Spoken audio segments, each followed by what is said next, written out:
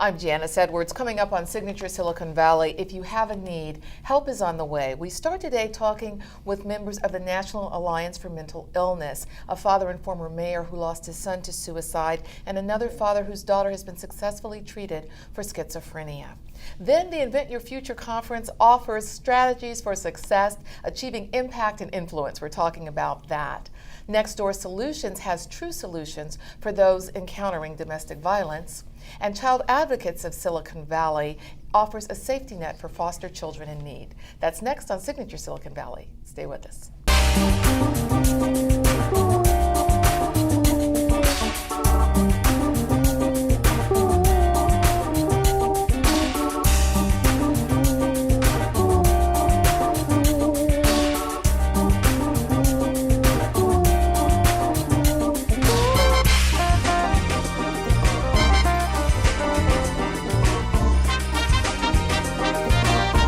Welcome to Signature Silicon Valley. I'm Janice Edwards. We're starting off today talking about mental illness and suicide prevention. Our hope is that if even one person watching here reaches out for help, it will make a life-altering difference. My guests today are Vic Georgiakian, who's the co-chair of the Santa Clara County Suicide Prevention Oversight Committee and the first vice president of NAMI of Santa Clara County. NAMI is the National Alliance for Mental Illness. And John Mitchum is a former president of NAMI who also is an active member.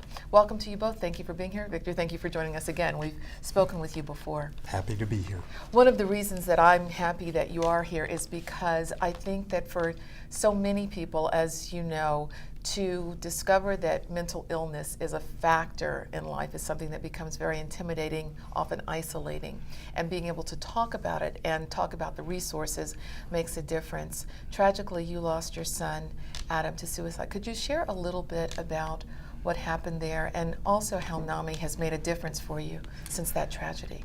Yeah, as I've mentioned before, I mean, my son more than likely had a significant mental illness, but in the times that he lived in, mental illness is not something that people are going to talk about.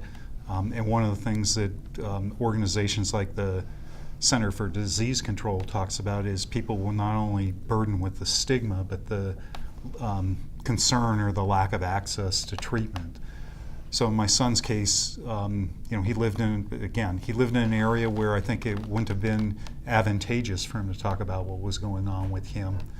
He was in an isolated rural area? He lived in a college community, but I don't think most people would have sought out mental health in his area. In fact, my wife and I did a lot of research about that, and that school now has a very robust program because of us.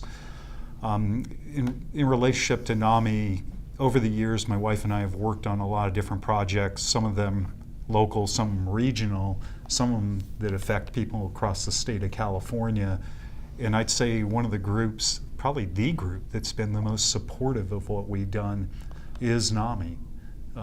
They've supported us almost in everything, including John's been a real help to us and a real champion promoting some of the things that we've tried to do. So I think I mentioned in an email to you that in many ways I consider NAMI sort of an extended family. A lot of our members, our family members, interact with each other a lot and do things together and talk about the issues maybe that people are having with their loved ones and how you can do something about it. I've used John in a number of cases where families have called me and asked about, a clinician, a local clinician that would match up with a certain set of symptoms. And I've asked John and others who's available and who's good. In almost every case, we've gotten people help from competent professionals. And that is so important that help can make the life-saving difference many times. And 10 years ago, we are so sad that your son didn't have that, but the work that you're doing is making a difference for so many. John, your daughter was diagnosed with schizophrenia, and now she is doing very well. But before she got to this point, I'm sure there were many nights of heartbreak and concern. Can you share a little bit about what you experienced as a parent, recognizing that your child was in danger? Well, she was diagnosed with schizophrenia at about age 26, and during those first few years, there were many terrifying times when she was showing severe symptoms, We knew that many people with schizophrenia, about 5 to 10%, die by suicide. We're very fortunate in that our daughter was never suicidal, but we have, unfortunately, friends, not only Vic, but other friends whose children have died by suicide. Some of those children had schizophrenia. And in our case, we're very fortunate. After a few years of being really ill, Heidi got the care that she needed and the help that she needed, and slowly over time has done very well. And when you say help, was that medication? Medication, therapy? Support, therapy, and her own strength and willpower, I think, have been useful. But the real takeaway here is that we know from experience, personal experience, and also observing many colleagues and friends at NAMI, that people with schizophrenia, if they get the right treatment, good support from families and peers, can do well, can have a good life in the community. But the key is getting the support. Yes, absolutely. What were some of the symptoms that led you to know that things were not on track for Heidi? Well, she was hearing voices and having hallucinations, delusions, all sorts of psychoses. I mean, that's sort of the classic symptom of having schizophrenia, is being psychotic. And she had psychoses and had all sorts of strange thoughts. And fortunately, we got her to the doctor, and the doctor immediately recognized her symptoms and hospitalized her. One of the difficulties is sometimes our people don't get the hospitalization that they might need. Yes, and I know many times too with bipolar disorder, that seems to be one that's especially challenging because the person in the manic phase can feel fine, but that's when they need help the most. There's some symptoms of suicide here and signs that a person might be at risk. And I just want to read these because if someone watching is aware of this and can call the hotline number that we're going to put on the screen, it can make a difference. Depression, change in sleep patterns, eating more or eating less, giving away prized possessions, lack of interest in normal activities, hoarding medication, having a flat demeanor, kind of a wax face, just expressionless, expressing hopelessness, or a drug and alcohol relapse. So if someone is aware that a loved one has those symptoms and they call, what should they expect to happen on the other end of that hotline? So if you're talking about calling our county suicide prevention and crisis services line, a person will talk with them. They know they can read some of the signs, they can determine what the severity is, and they have a list of resources to refer people to. So in the county, we have a group of clinicians that might work with individuals who have suicidal symptoms. We have a variety of other activities, and that's why I brought the brochures. They're all listed off in here, and it's why I brought them in 4 different languages, because we're trying to focus on and you have a wide these range throughout of the people. county that people can access that in so many languages. And you have the walks coming up, the NAMI walks, and John, you have the shirt. This is an annual event. This happens in May, and we will have the details about it on the screen. But why are the walks important? I should add that I emceed one year, and it is a wonderful experience. Well, our NAMI walk is really important. I find it important for several reasons. One is we raise money for our organization, and we need money, but also mental health attracts less public support as far as giving than many other major illnesses like cancer or heart disease, despite the fact that 4 of the 10 most costly diseases in our country are mental illnesses. And so one of the reasons that's good about the walk is we earn money. But also, it's a great day out in the park to show the public that people with mental illness are just like the rest of the population, but we're not going to be hidden in our homes. We're not going to give up to our mental illness or to our family's mental illness. Right, and you're coming together in support, and it's so important that you're doing that. We are just about out of time here, and so I just want to thank you both for being here. I know that you have a bill, AB 2198, Yes. that is designed to make sure that people who are practice mental health professionals are also trained in suicide prevention. That's critical. So, and there's an event in Sacramento on May 13th. We'll have that information on our screen, and I just want to thank you both for the very important work that you're doing that's making a life-altering difference for many. So thank you again for being here. Thank you very much for having us. And again, that hotline number is on the screen, as well as details about the events that we mentioned.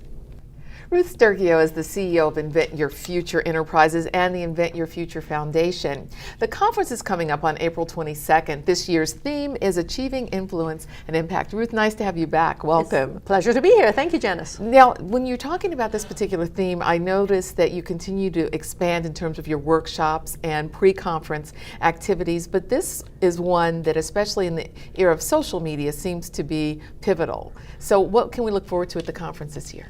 Well, you can look forward to a great day of inspiration and education. And the real focus we're working on this year is on influence, because we believe we're in the era of influence.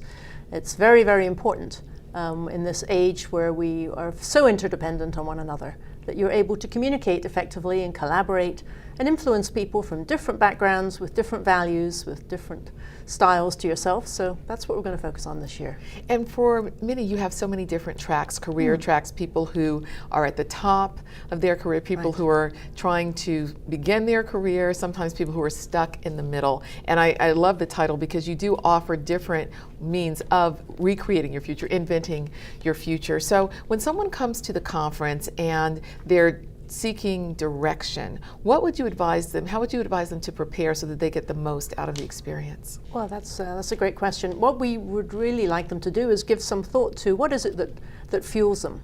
What is it that they want to get up in the morning and go and work on? And we want to help them find that passion in their work so they can really be at their most productive and most effective and do their best work. One of our speakers this year is talking, she's written a book on your body of work. And I think increasingly that's what it's becoming. You can't control your job, but you certainly can control your career. And really, at the end of the day, you want to be proud of your body of work. What have you contributed?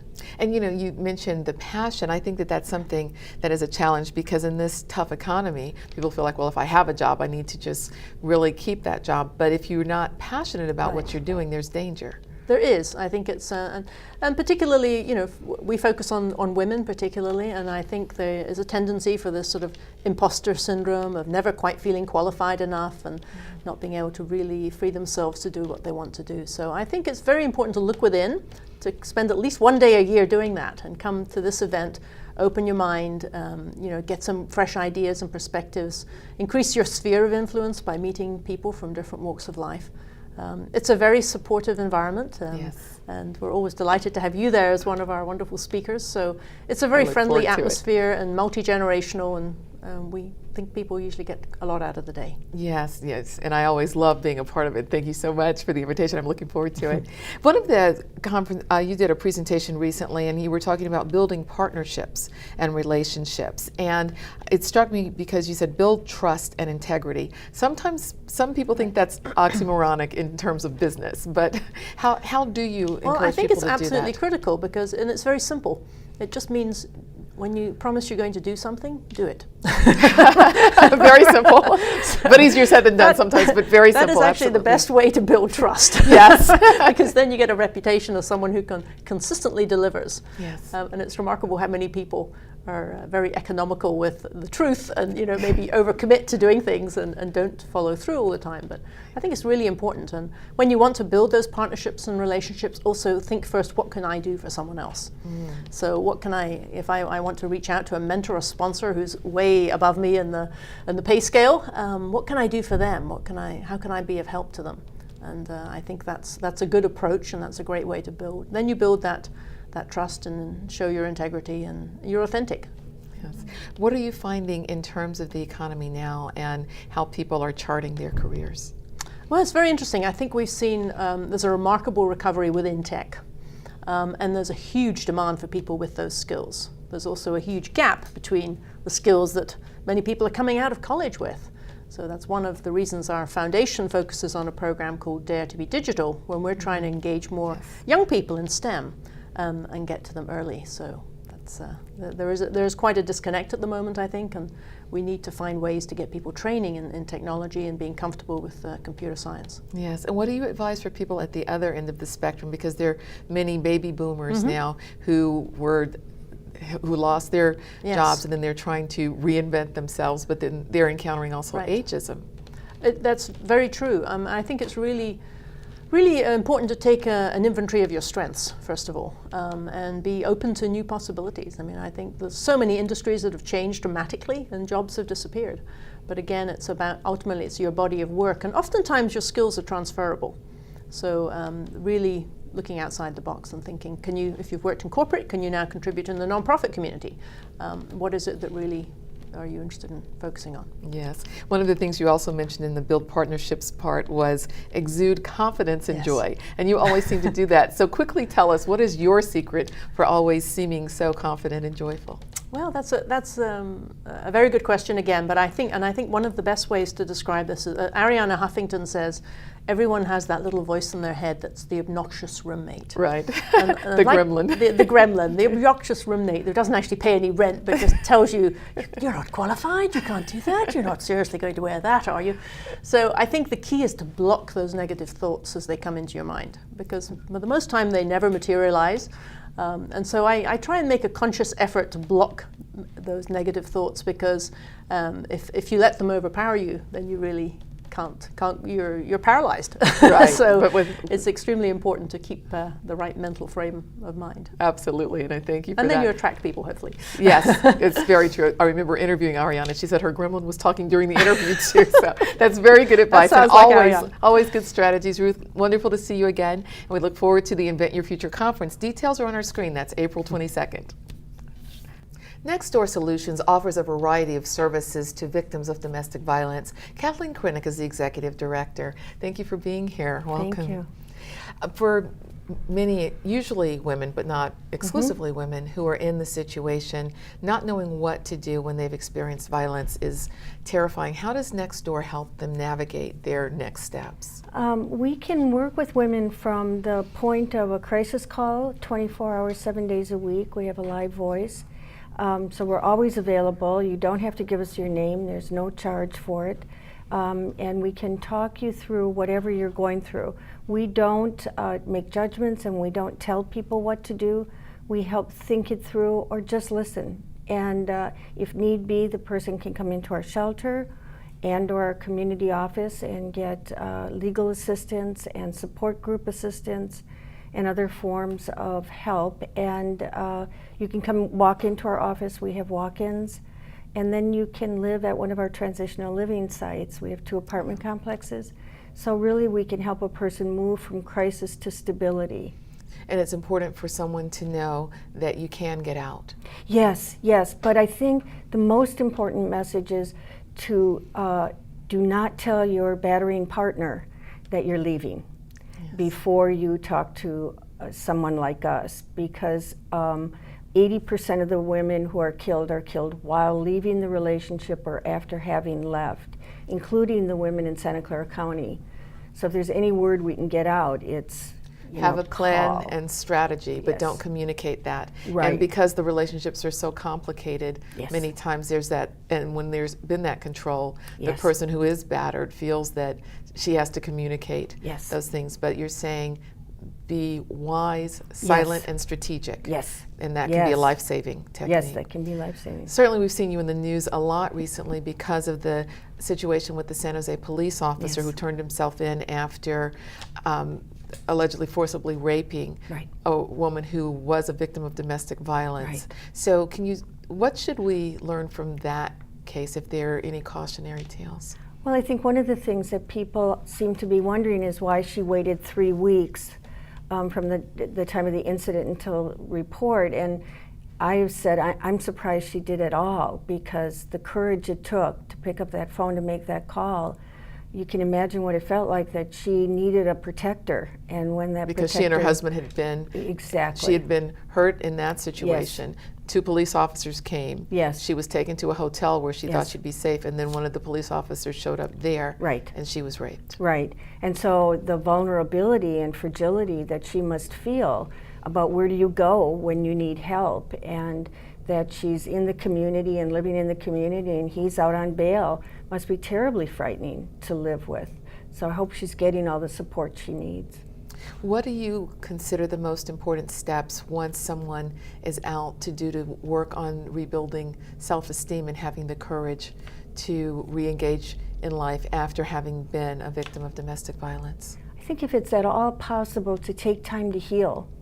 Post-traumatic stress can affect lives in many, many different ways, and it's apparent in most battering relationships. The victim walks away with this traumatic stress syndrome, and so we help women to heal. And before you can move on, you really need that healing time. So not to rush into things, I'm going to do this, I'm going to do this, I'm going to get a house, I've got to get my kids, but rather take time to heal. And verbal abuse, do you deal with that as well? Or? That's worse. It's actually, most women will say the physical scars go away, the emotional scars don't. The verbal abuse is what keeps a control on the victim by making them feel as though they're less than anybody else, and so they shake their reality so that they are not quite sure what's real, and they begin to question everything but the batterer's word. And so that becomes the prominent voice. And when that voice says you're nothing, you believe it. Well, I thank you for the work that you're doing that offers life-saving help Yes. to so many. We're going to put some numbers on the screen now. There's a general number to call. There's also a hotline. And if you're in trouble, we encourage you to reach out. Or if you know someone who's in trouble and you can create a bridge and provide information, we encourage you to do that too. Child advocates are invaluable for foster children who need someone to help them navigate what can often be a challenging path. Today we're talking with Karen Skusel, who is the Executive Director of Child Advocates of Silicon Valley, and you have a special event coming up as well. Yes, we do. Thank you very much for allowing us to tell people about it. Yes.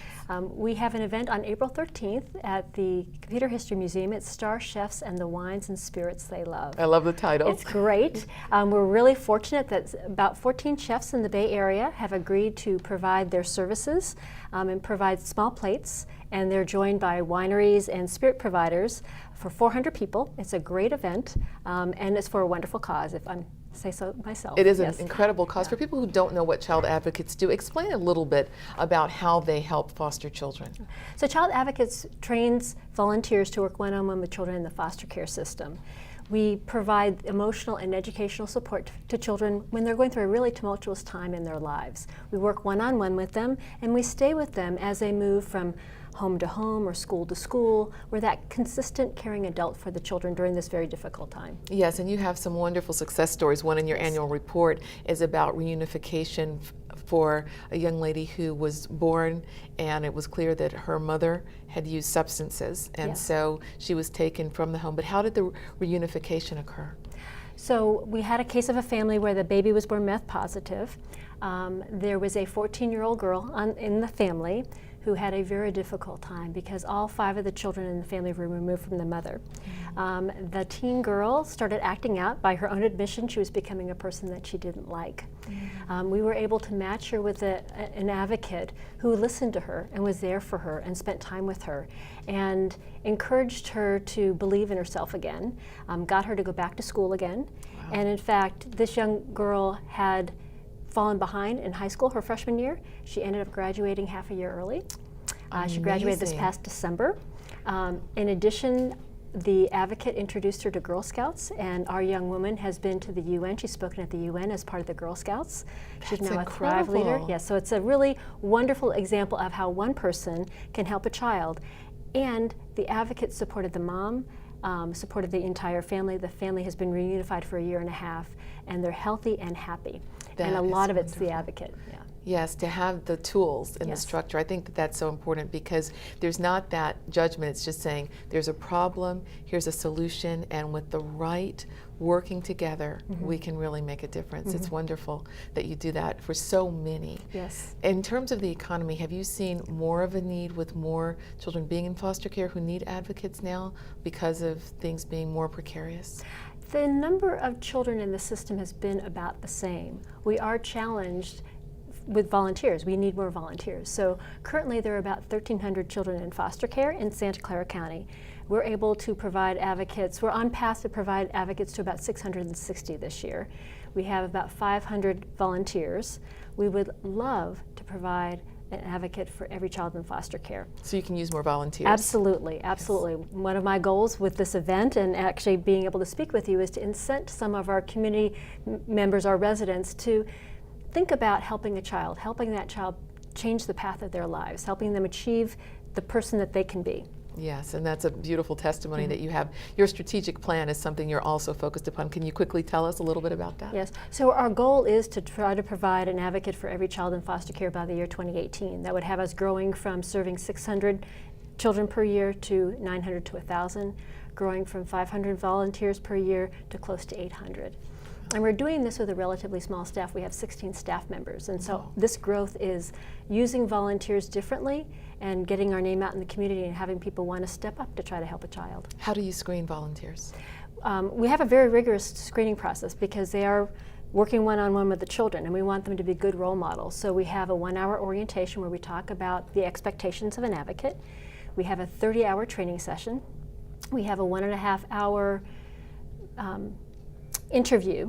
At the end of the training, they're sworn in as an officer of the court, and then they're supervised by an experienced supervisor giving them guidance on how to proceed with the case. Very important. Karen, thank you so much for the wonderful work that you're doing and for being here with us. If you'd like to contact child advocates and you found out there are a number of ways that you can help, details are on our screen, and be sure to check out the event on April 13th. And that's our show. I'm Janice Edwards. Thank you for putting your signature on Silicon Valley. We're glad you joined us. Please join us again next time. We look forward to seeing you then.